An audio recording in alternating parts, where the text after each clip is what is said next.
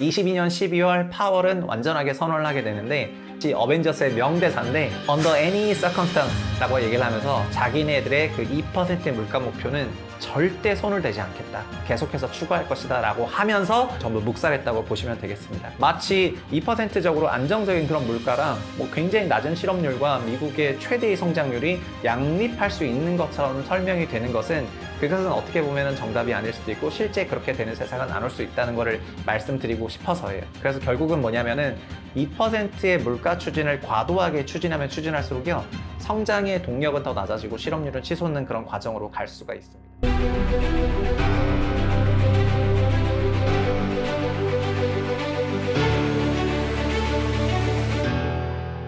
안녕하세요. 분석왕 최상욱입니다. 최근 미국에서는 올해 금리를 몇 번 인하할 것인지에 대한 그런 논란이 굉장히 많이 불거지고 있는데요. 연초만 하더라도 거의 7번에 가까운 그런 금리 인하를 기대했던 시장이 4월에는 0번일 수도 있다. 그랬다가 5월 되니까 다시 3번, 4번일 수도 있다. 그랬다가 지금 6월이 되면서 다시 1번일 수도 있지 않겠느냐 이런 생각들이 나오고 있는 것 같습니다. 사실 연준 FOMC나 이런 금리 인하 전망이 2020년 코로나 이전에는 우리의 실생활까지 영향을 줄 정도는 아니었는데 2020년부터 굉장히 전 세계 자산 시장이 과열되는 과정에서 그리고 또 2022년 이후에 금리 상승과 함께 자산 시장이 붕괴하는 그런 과정에서 금리가 너무 중요해졌고 이런 금리를 예상을 하고 자산 시장에 대응을 하는 그런 삶을 우리가 살게 되었습니다. 그런 맥락에서 채부심 채널에서는 분석왕을 통해서 연준 그 이면에서 이뤄지고 있는 여러 가지 활동들을 조명한 그런 책, 돈찍제 이런 책도 소개를 시켰고요. 그리고 금리를 결정하는 여러 가지 메커니즘의 이론이라고 할 수 있는 오스트리아바의 중립금리라든가 이런 개념을 소개했는데요. 최근에 연준에서는 그래서 다시 한번 연준의 가장 비둘기파라고 할 수 있는 시카고 연준 총재 오스틴 굴스비가 최근에 했던 그 발언 뭐냐면은 인플레가 내려가려면은 실업률이 다시 올라가야 하는 그런 트레이드 오프 관계로 우리가 다시 돌아가야 할 수도 있다는 게 지금 정말 머리를 싸매고 하는 그런 고민인 것 같다. 이런 발언을 하고 있거든요. 그래서 오늘 분석왕 코너에서는 이런 2% 물가 목표제와 고용 간의 어떤 관계가 있었고 이거를 종합적인 연대기로 설명하는 시간을 갖도록 하겠습니다.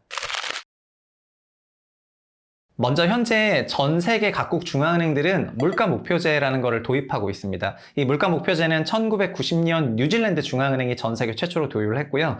미국에서는 96년 FOMC 때 그린스펀 체제 하에서 물가 목표를 암묵지처럼 도입을 하고 있다가 2012년 버냉키 체제 하에서 공식적으로 2% 물가 목표제를 도입을 하게 됩니다. 그리고 2020년 코로나 기간에 평균 2% 물가 목표제라는 것으로 범위를 약간 넓혀서 도입을 하게 되는데요. 그래서 2020년 이후 정확히 말하면 12년부터는 미국도 물가 목표제를 도입하고 있다고 보시면 될 것 같습니다. 현재 전 세계에는 72개국이 물가 목표제를 도입을 하고 있고요. 중앙은행의 통화정책을 수립하는 데 있어서 물가를 보는 그런 관행은 그래서 90년대부터 시작됐다고 보시면 되겠습니다. 이렇게 전 세계에서 90년대부터 물가 목표제가 도입이 된 것은 아이러니하게도 미국 때문이었는데요. 미국은 1970년대에 어마어마한 대인플레이션 시대를 걷게 되는데 당시에 자산 가격과 그 다음에 물가 가격이, 상품 가격이 동시에 10%대까지 치솟으면서 엄청난 그런 물가 상승을 야기하게 되었습니다.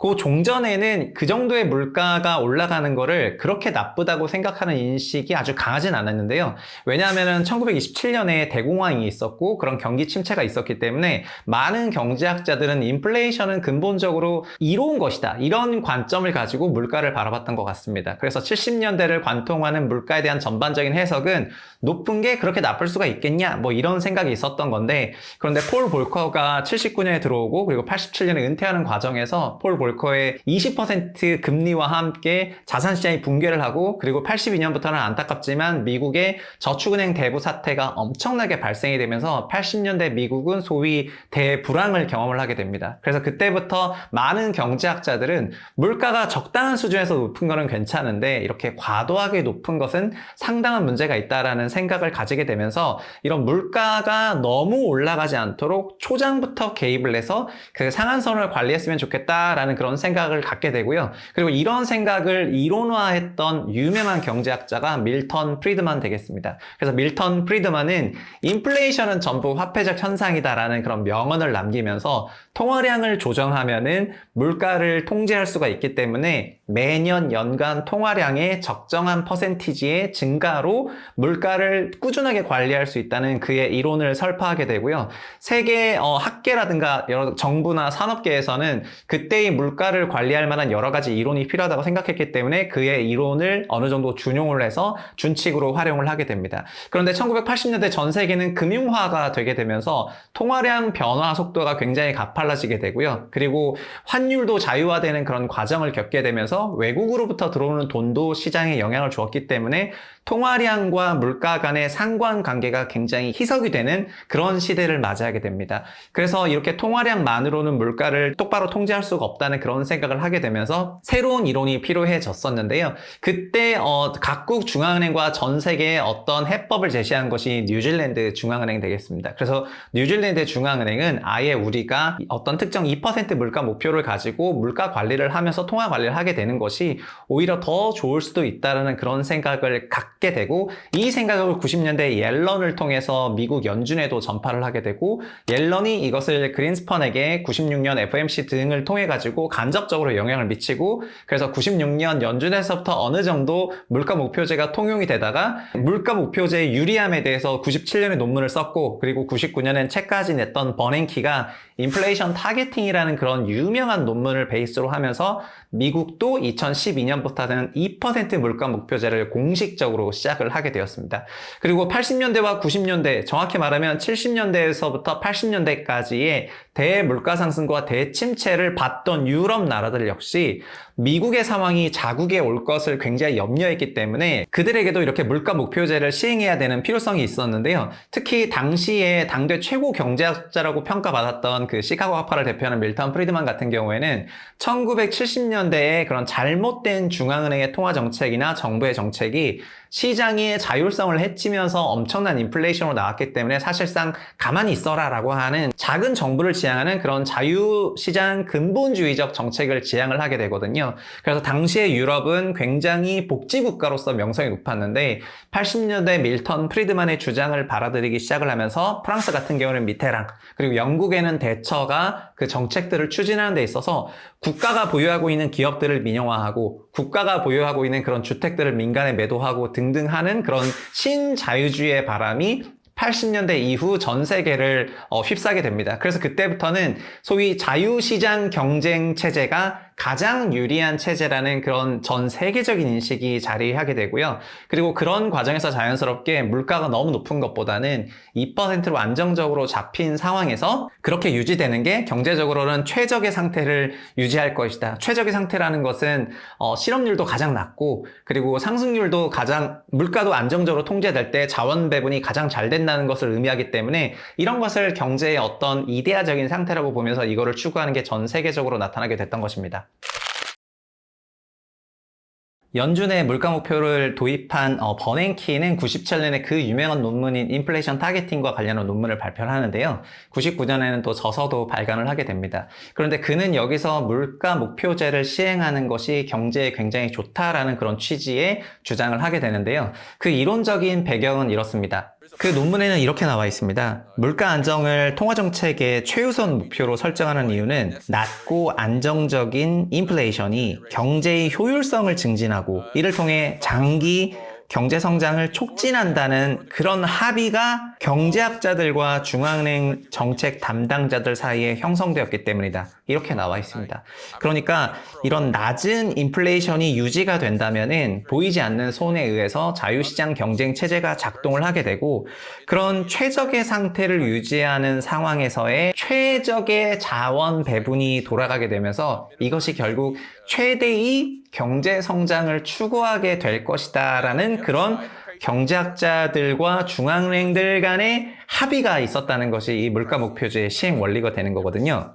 그런데 여기서 어떤 것들이 문제가 되고 이후에 계속 도전을 받게 되냐면요. 그럼 결국에는 이런 2% 물가 목표제를 유지하는 것이 정말 최대의 경제 성장, 최저의 실업률을 달성할 수 있는지에 대한 그런 실증적인 연구가 부족하다는 것이 항상 도전을 받게 됩니다. 그리고 제가 서두에서 밝혔던 시카고 학파, 어떻게 보면 시카고 학파는 밀턴 프리드만을 배출한 자유시장 근본주의, 시장 근본주의의 그 본체라고도 할 수 있는데 그 본체를 계승한 연준의 비둘기파 의원인 오스틴 굴스비조차도 뭐라고 얘기를 하냐면은 물가가 내려가기 위해서는 실업률이 올라가야 되는 것이 아닌가라는 그런 발언을 했다는 것이 되거든요. 그래서 이것은 물가의 안정세가 계속해서 유지된다는 것이 가장 낮은 실업률과 최대의 경제 상승률이라는 그런 이상적인 상태가 아니라 오히려 물가가 낮게 유지되기 위해서는 거꾸로 실업률이 높아야 되는, 이 실업률이 높다는 거는 최적의 경제 상태가 아닐 수도 있다는 걸 의미하는 거잖아요. 이렇게 매우 상호 모순적이고 이해상충적인 이런 트레이드오프 관계라는 것을 본질적으로 내포하고 있는 그런 목적일 수도 있겠습니다. 그래서 2% 물가 목표제가 추구하고 있는 연준도 이중책무라고 해서 물가 안정과 완전 고용을 이렇게 추구하게 되는데요. 이런 고용 안정과 물가 안정이라는 양대 책무가 굉장히 모순적인 상황이라는 것을 잘 생각해 보시면 될 것 같습니다. 1996년에 연준에서 그린스펀이 이런 물가 안정을 좀 더 추구하는 이런 형태로 그의 정책을 전개하게 된 것은 바로 그 직전에 있었던 볼커 시기에 너무나 급격했던 물가 상승과 대침체를 관리하기 위해서는 물가가 반드시 올라가지 않으면 된다는 그런 생각을 했었는데요. 근데 그린스펀은 정통 경제학자이기도 했지만 버냉키로부터 하여금 다소 약간 기인이다, 도인이다 약간 이런 평가를 받기도 했었는데 왜냐하면은 그 당시에는 주류 경제학이라고 보기 어렵던 그 막스의 임금 결정 이론을 그도 조금 차용하는 장면이 있었거든요. 임금이라는 거는 혹은 또 고용이라는 거는 어떻게 진행이 되냐면은 실업률이 굉장히 낮은 상태에서는 그런 임금을 결정하는 데 있어서 노동자의 협상력이 커지기 때문에 노동자는 자연스럽게 임금을 높게 받을 수가 있게 되고요. 임금을 높게 받게 된다면 자연스럽게 지출을 늘릴 수가 있게 되고 지출이 늘어난다면 생산과 소비가 늘어나게 되면서 이게 물가를 계속해서 상승시킬 압력으로 작동을 하게 됩니다. 이것을 임금 물가 스파이럴이라고 해서 웨이지 프라이스 스파이럴 이론이 되는 건데요. 결국은 실업률이 낮고 노동자의 결정 권한이 생기면 생길수록 임금 상승이 높아지기 때문에 근본적으로 완전 고용 혹은 자연 실업률 수준의 초저 실업률로 가면 갈수록 임금은 거꾸로 굉장히 올라가고 물가가 올라갈 수가 있게 됩니다.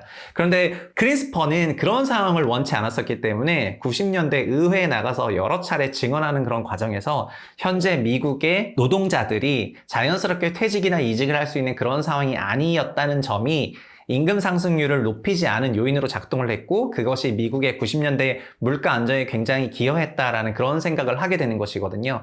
그러니까 96년부터 잠정적 그리고 2012년부터 미국 연준도 명시적으로 물가 목표제를 시행을 했지만 바로 그 전에 있었던 물가와 고용 간의 관계에 있어서는 상호 모순적이라는 것을 어느 정도 생각을 하고 있었다라는 그런 생각을 하시면 되겠습니다. 그런데 마치 현재는 연준이 이중 책무를 갖고 있고 그런 이중 책무인 물가 안정과 고용 안정 이 두 가지가 동시에 달성될 수 있는 것처럼 논리가 전개되다가 드디어 그 시카고 학파의 그 정통성을 계승했던 오스틴 굴스비조차 다시 과거의 물가 안정과 그런 실업률이 다시 치솟는 결국 고용 안정이 훼손되는 상황이 되겠죠. 이런 트레이드 오프 관계가 다시 시작될 수밖에 없는지에 대해서 자기도 굉장히 머리가 아프다라고 어떻게 보면은 본인의 속마음을 그대로 언론에게 드러냈다라고 보시면 되겠습니다. 2012년 미국에서 물가 목표제를 도입하고 2022년에 평균 물가 목표제를 도입했는데 이 평균 물가 목표제라는 거는 물가가 2%를 잠깐 넘는다 하더라도 금리를 곧바로 올리는 것이 아니라 물가가 2% 이상을 계속해서 특정 기간 동안 꾸준하게 높을 수 있는 그런 고압 경제, 압력이 높은 그런 고압 상황을 됐을 때 그때 금리를 올리겠다고 하면서 평균 물가 목표제를 사용하게 되거든요. 그러니까 2012년에 정식적으로 도입을 하긴 했었지만 물가가 올라가는 상황을 처음 만났던 것은 연준도 언제 만나게 됐냐면은 21년 6월에 처음 만나게 됐던 거죠. 그래서 21년 6월에 소비자 물가지수인 CPI가 5.4%를 기록을 하게 되고 그런 상황에서 그 데이터가 나오고 나서 파월은 7월 달에 미 의회에서 발언을 하게 됩니다. 미 의회에서 그 유명한 발언을 하게 되는데 뭐라고 하게 되냐면은 현재의 물가 상승은 일시적이다. 트랜지토리한 거기 때문에 그래서 물가가 계속해서 올라가지 않을 그런 이유가 있다라고 말을 하게 되고요. 여기서 한술 더 나가서 21년 8월 잭슨홀에서는 물가가 일시적인 5가지 이유를 논거로 들면서 그가 판단하고 있는 현재 물가 물가가 덜 오르고 있다는 그 핵심 이유를 계속해서 설명을 하게 됩니다.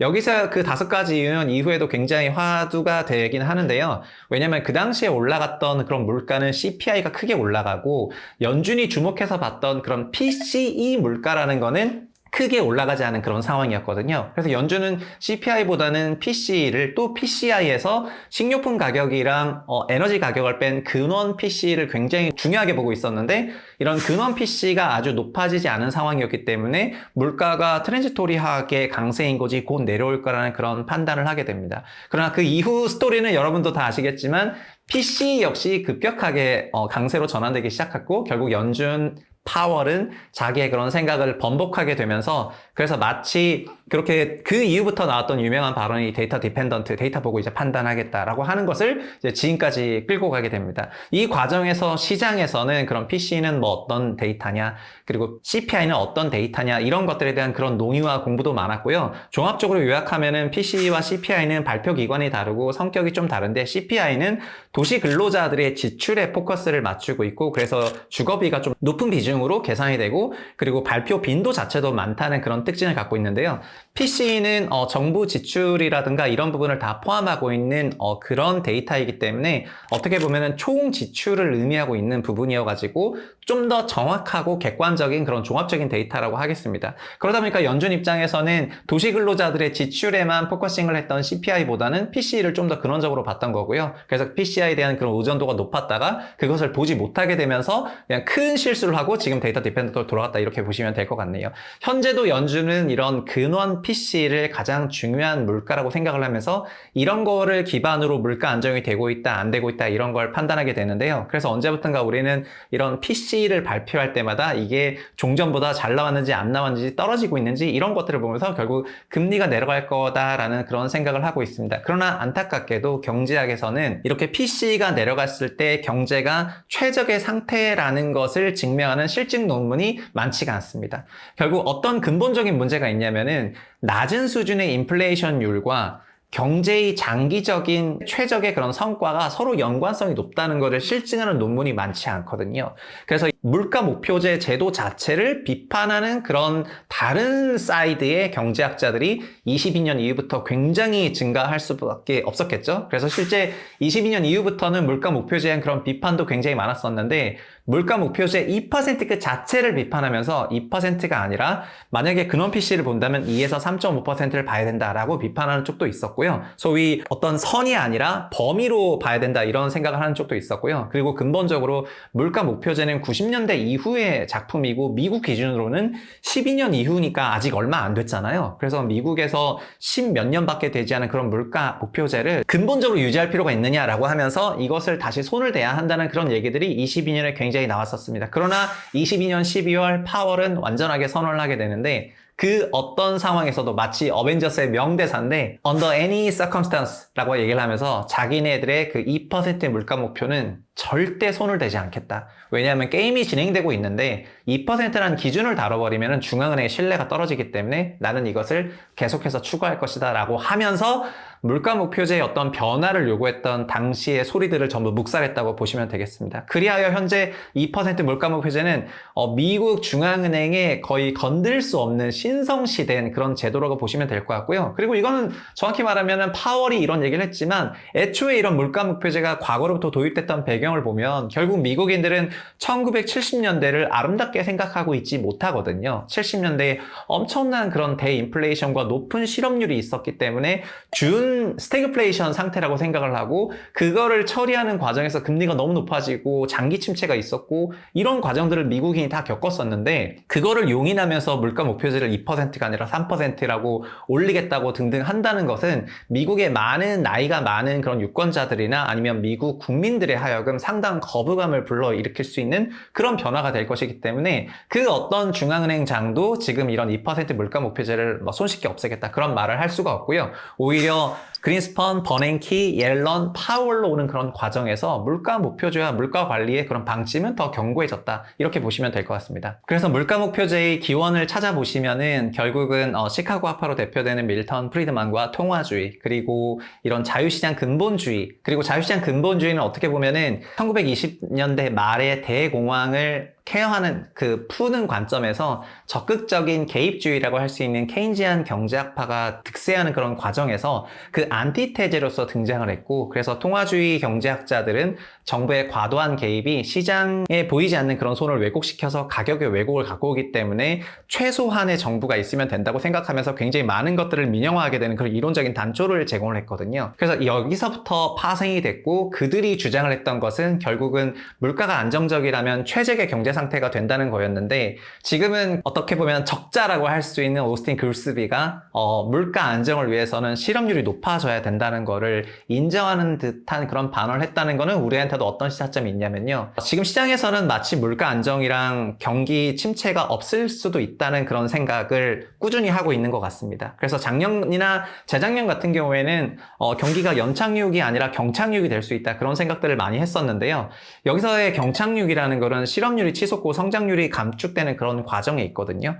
이게 굉장히 아이러니한 상태라는 거는 현재 주류 경제학이 주장하고 있는 물가 안정의 장기적인 목표가 결국은 가장 높은 수준의 생산성 향상과 가장 낮은 수준의 실업률, 즉 완벽한 어떤 이데아를 추구하고 있는 그런 과정에 물가 안정이 자리 잡고 있다는 건데요. 근데 현실은 그런 물가 안정을 추구하는 과정에서 높은 실업률과 낮은 성장성으로 오히려 경제 상태가 훼손이 될 수 있다는 그런 것들을 실시간적으로 반증적으로 계속해서 보여주고 있거든요. 그렇다면 여기서 근본적인 2% 물가 목표제 혹은 물가를 안정적으로 장기간 유지하는 것이 정말 최적의 경제 상태로 갈 수 있느냐에 대한 그런 근본적인 질문에 대해서 이 주류 경제학 사이드에서는 그 어떤 답도 하지 못하고 있습니다. 그래서 오늘의 결론은 뭐냐면은, 분석왕을 통해서 계속해서 이런 전체적인 거시 환경에 대해서 말씀을 드리는 것은, 현 주류 경제학에서 얘기하고 있는 여러 가지 거시 경제학들은 사실은 이상적인 상황을 전제하고 있는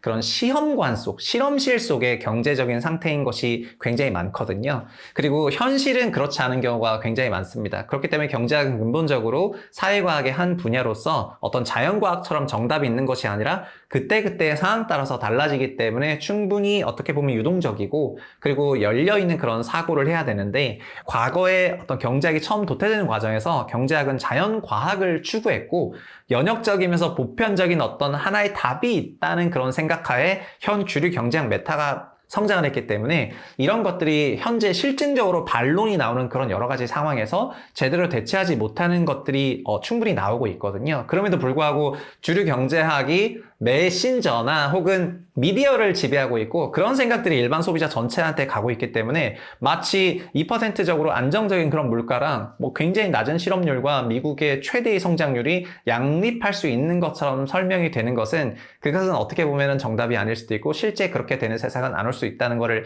말씀드리고 싶어서예요. 그래서 결국은 뭐냐면은 2%의 물가 추진을 과도하게 추진하면 추진할수록요, 성장의 동력은 더 낮아지고 실업률은 치솟는 그런 과정으로 갈 수가 있습니다. 그래서 연착륙이 되고 어떻게 보면은 하드랜딩에서 소프트 랜딩, 심지어는 노 랜딩 시나리오까지 나왔지만 궁극적으로는 다시 한번 하드 랜딩 시나리오가 올 수 있다는 것을 꼭 염두에 두셨으면 좋겠습니다. 경제학은 그래서 다양한 그런 얘기들을 복합적으로 들으시는 게 필요하기 때문에 분석왕에서는 주류뿐만 아니라 그런 비주류 혹은 실증적인 부분에 대해서 말씀을 많이 드리는 거고요. 오늘은 물가 목표제에 대한 그런 주제로 얘기를 좀 전개를 했는데요. 앞으로도 이런 주류 경제학에 있는 많은 여러 가지 논리들이나 이론들에 대해서도 그거를 다양한 관점으로 설명하는 시간을 가져보도록 하겠습니다. 감사합니다.